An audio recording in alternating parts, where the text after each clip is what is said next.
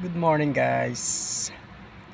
It's Monday, so we will go to work again in the same site.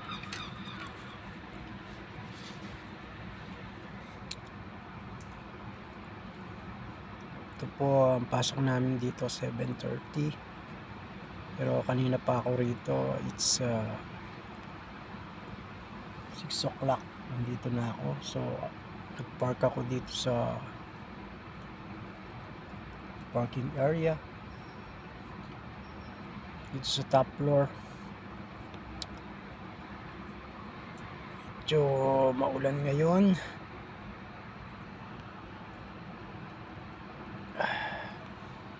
Maulan.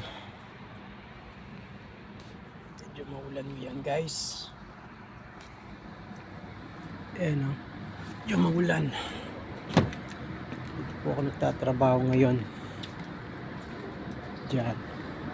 Yung smoke room. Itong building na to na trabaho kami for rock injection. And I am now in Auckland, New Zealand. Thank you, guys.